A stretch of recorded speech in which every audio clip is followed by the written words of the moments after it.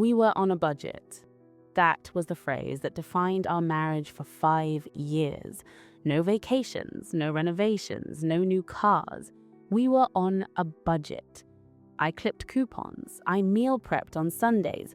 I transferred money to a shared savings account every single Friday because Marcus always said we were this close to getting ahead.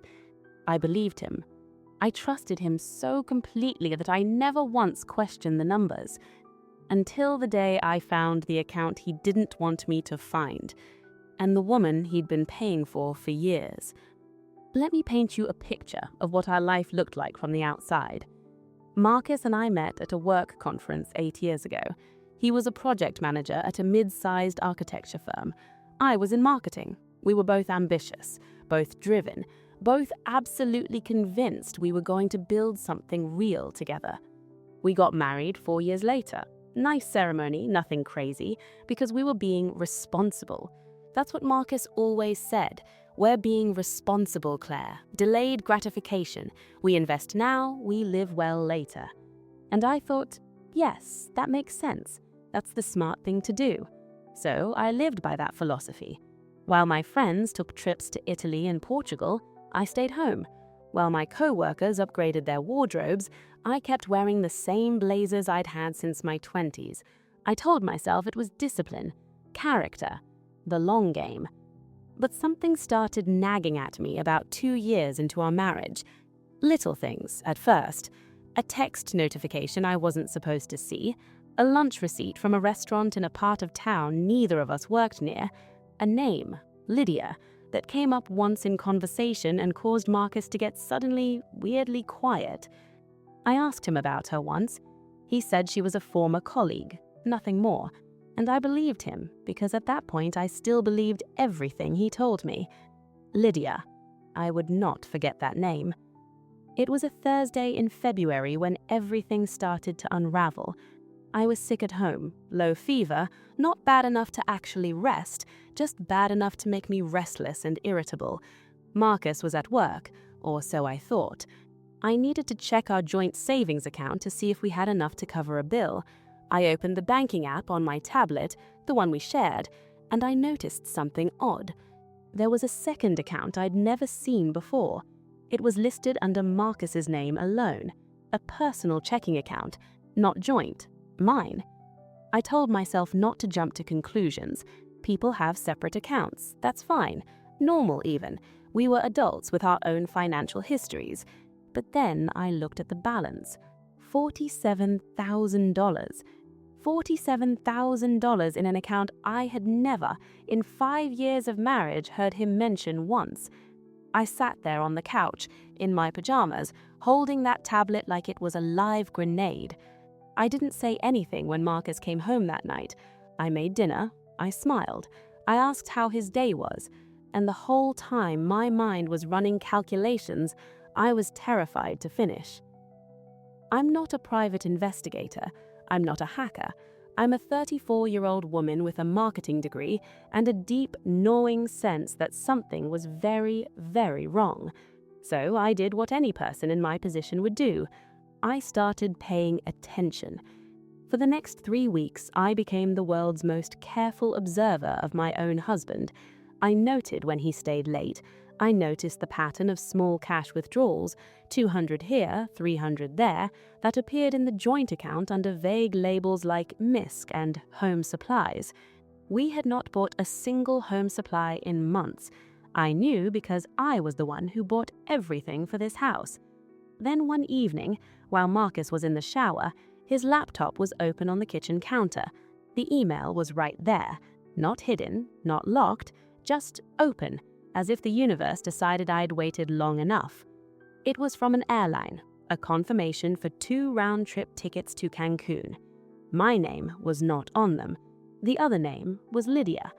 My blood turned cold, and then it turned into something else entirely, something that felt a lot like clarity. I photographed the screen.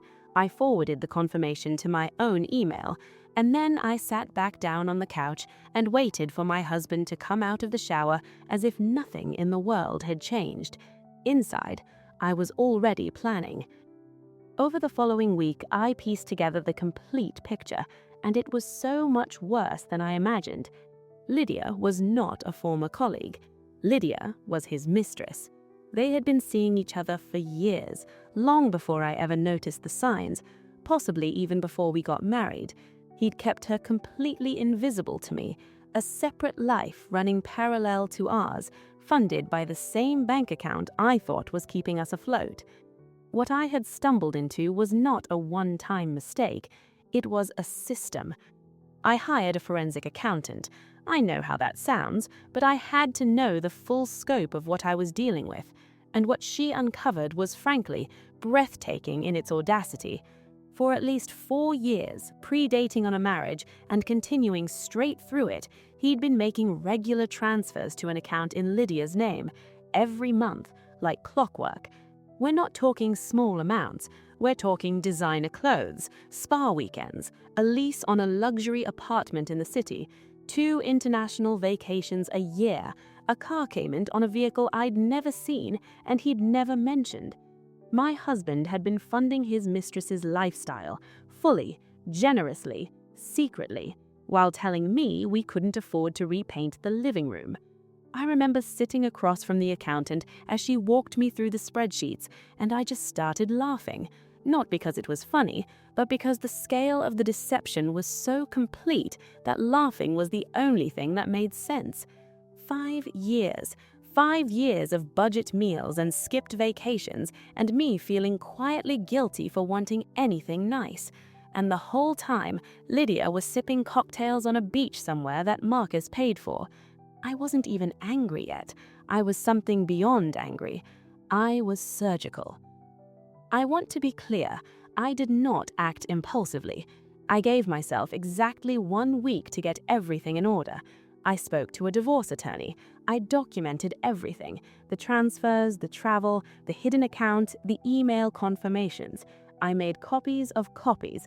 I stored everything in 3 different places because I am a woman who had just learned the hard way that trust is not a strategy. Then, on a Friday morning, while Marcus was in a meeting he thought was routine, I went to the bank. Our joint accounts. Every single one. I transferred my half, exactly my half, not a cent more, to a new account in my name only. I consulted my attorney first. Every move I made was legal, documented, and above reproach. I was not going to give him a single angle to come at me from. I packed a bag. I called my sister. I asked her if I could stay for a while. She didn't even ask why. She just said, "Come over." And then I did the last thing. I printed out the divorce papers my attorney had prepared, and I drove to Lydia's apartment, the one my husband had been paying for every month, like a second mortgage he forgot to mention. I handed her the envelope. I said, "These are for Marcus. He'll be by to see you soon. You two can figure out the logistics together." And then I got back in my car, turned on the radio, and drove to my sister's house. It was the calmest I had felt in 5 years. Marcus called 47 times that afternoon. I answered once. He asked me to come home. He said it wasn't what I thought. He said Lydia was just someone who needed support, that it was complicated, that it had nothing to do with how he felt about me. I said, "Then you should have told me that on the day we got married," and I hung up. The divorce was finalized 7 months later. My attorney was very good, and the documentation I'd gathered left Marcus very little room to maneuver. He kept the apartment, I kept my sanity, my finances, and my sense of self. I don't know what happened to Lydia. I genuinely don't care. What I do know is this: the moment I found that account, I made myself a promise. I would never again shrink my life to fit someone else's lie. I repainted my new apartment last spring. I chose the most expensive paint on the shelf, because I can. If this story hit close to home, you're not alone. Sometimes the biggest betrayals happen quietly, in spreadsheets and bank statements, and small, careful lies. If you want to see more stories like this, real, raw, and unapologetic, hit that subscribe button and leave a comment below. Tell me, Have you ever discovered a secret that completely changed how you saw someone you loved? I read every single one. I'll see you in the next story.